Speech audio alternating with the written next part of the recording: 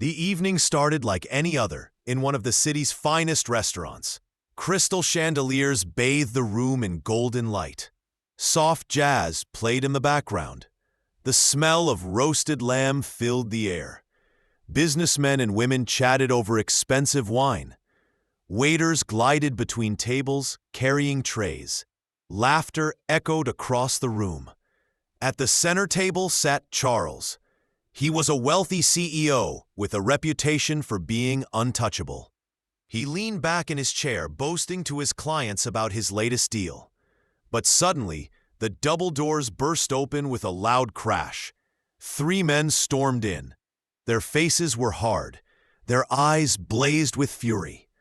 The leader slammed his fist against a table. "Charles," he shouted with rage, "you think you can fire us and walk away like nothing happened?" Before anyone could react, one of them grabbed Charles by the collar and shoved him against the wall. Plates crashed to the ground. Glasses shattered. The entire restaurant froze in shock. Some guests screamed and ducked under tables. Others held their breath, waiting for someone to do something. But in the corner, away from the spotlight, sat Marcus. He was not dressed like the others. No suit, no gold watch, just a simple shirt, worn shoes, tired eyes. To the world, he was nobody, just a black single dad grabbing dinner after a long day of work. Yet deep inside, Marcus carried a past no one here could imagine. Charles's bodyguards were nowhere to be seen. The attackers shouted threats as they shook him violently. "You ruined our lives. Tonight, we will ruin yours." People whispered desperately. "Someone call the police." But fear pinned them to their seats. Nobody dared to move. Nobody except Marcus. He pushed back his chair slowly and stood. His calm voice cut through the chaos. "That is enough." The 3 men turned, surprised. Then they burst into laughter. "Look at this guy," one sneered. "What are you gonna do? You look like you cannot even pay your bill." Marcus did not respond with words. His posture shifted slightly. Feet planted firmly, hands relaxed. His presence radiated danger. It was subtle, but unmistakable. For those who knew, it was the stance of a trained fighter. The attackers did not see it. The guests did not recognize it. But in that moment, Marcus was no longer a tired father in a cheap restaurant. He was a weapon waiting to be unleashed. "Teach him a lesson," barked the leader. All 3 rushed at Marcus at once. The restaurant erupted in chaos. Screams filled the air. Chairs scraped across the floor. Glasses shattered. But then silence. Marcus moved like lightning. In a single motion, his elbow struck the first man's jaw with brutal precision. The attacker collapsed instantly. Without missing a beat, Marcus spun, and his kick crashed into the second man's chest. He flew across a table. The third swung wildly, but Marcus sidestepped, twisted his arm, and flipped him flat onto the floor. 4 seconds, that is all it took. 3 men who thought they held power now lay groaning on the ground, defeated. The room fell completely still. Guests who had hidden now peeked out, their eyes wide. The same waiters who had ducked for cover now stood frozen with trays in their hands.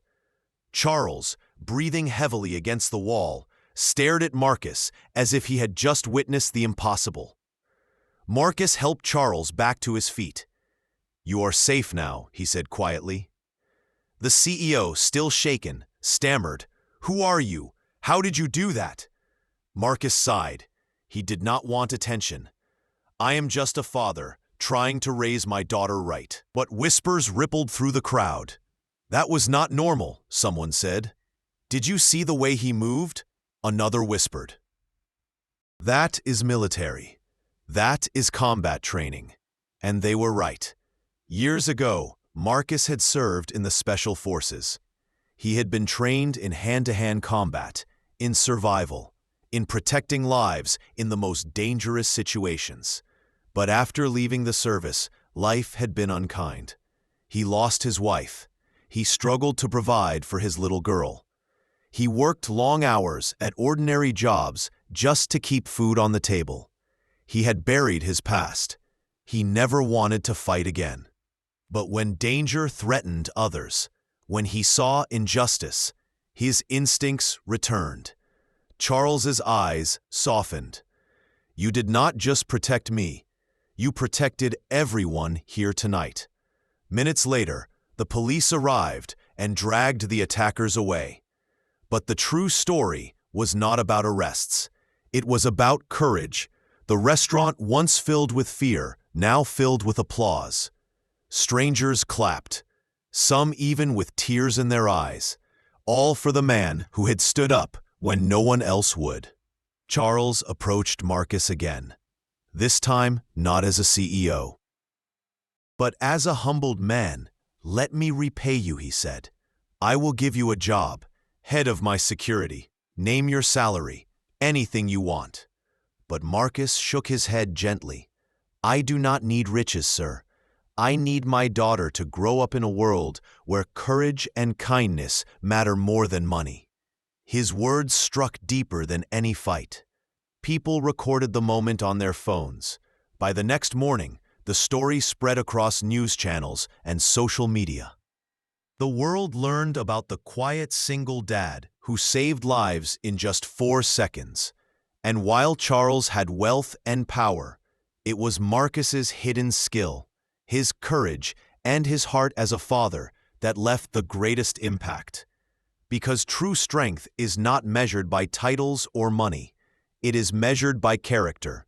And sometimes the most ordinary-looking person in the room carries the kind of power that can change everything.